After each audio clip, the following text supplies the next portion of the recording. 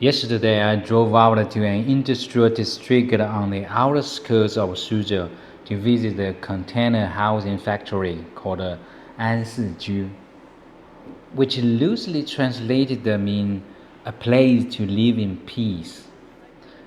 I wasn't sure what to expect. This is the very first factory visit for my solar arc project, a fully off-grid, solar-powered living system built inside a shipping container. And everything starts with finding the right container. When I arrived, Boss G, the founder, walked me through the grounds himself. The factory had just taken over 2 new workshops and our door slot in this May.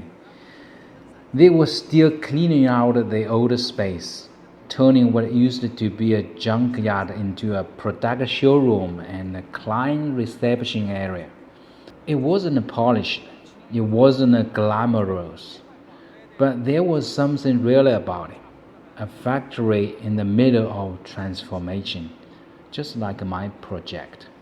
Boss G has been in this industry for over 30 years, since the day he graduated from school.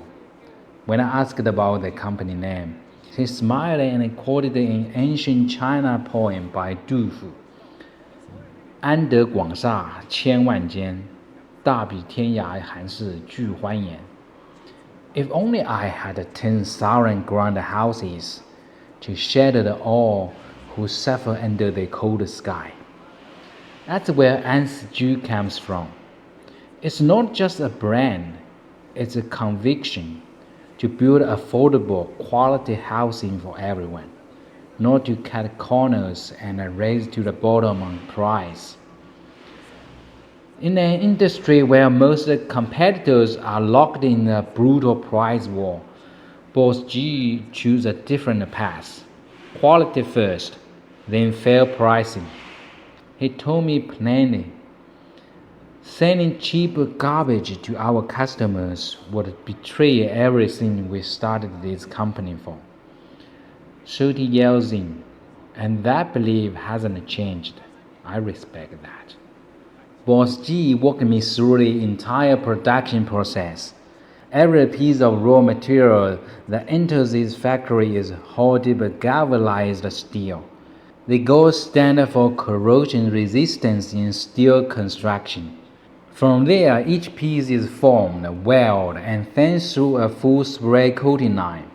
Colors can be customized to any shade on the Chinese National Color Chart or the International RAL Color Chart. What struck me was a level of standardization. Finished panels were neatly stacked and shrink-wrapped, ready to be loaded into shipping containers. Which brings us to something interesting.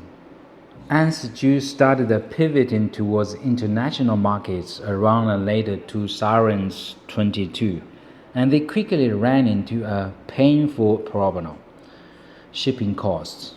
Their traditional products were too large to fit inside a standard shipping container. They had to be sent as breakable cargo, and their freight costs were often 2 to 3 times the product price itself. Customers overseas would say, your product is reasonably priced, but the shipping kills the deal.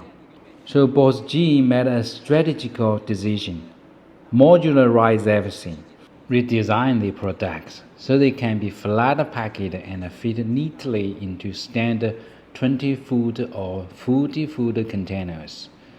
That work is already well underway. When he told me this, something clicked.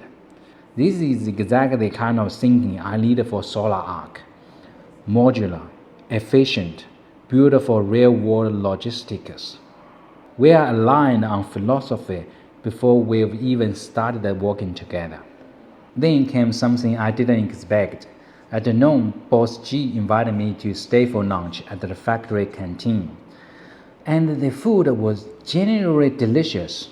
Not the set cafeteria meals you might imagine at an industrial site.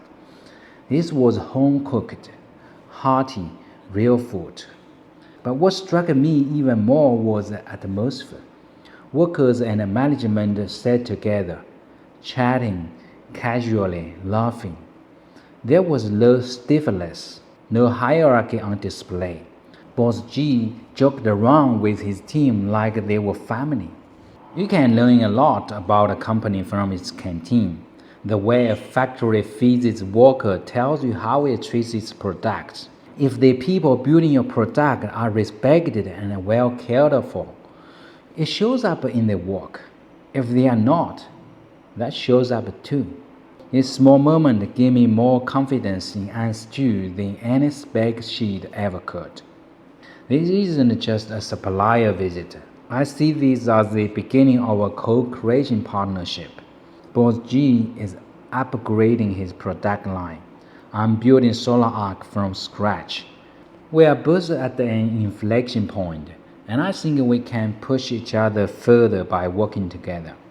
And Stu is factory number one. I still have more to visit, more quotes to compare, more questions to ask. But after today, I have a feeling this one might be hard to beat. When I started these projects, I told myself, don't just pick the cheapest option, find the people who care. 30 years of craftsmanship, a name inspired by a 1,300 years old poem about giving shelter to the world, a factory canteen where the boss eats alongside his workers. Sometimes the right partner doesn't announce themselves with flashy marketing. Sometimes they are in an industry park on the edge of Suzhou, quietly building something real. This is Sonic Spark, building a SolarArc, fully powered by solar energy. And we are just getting started.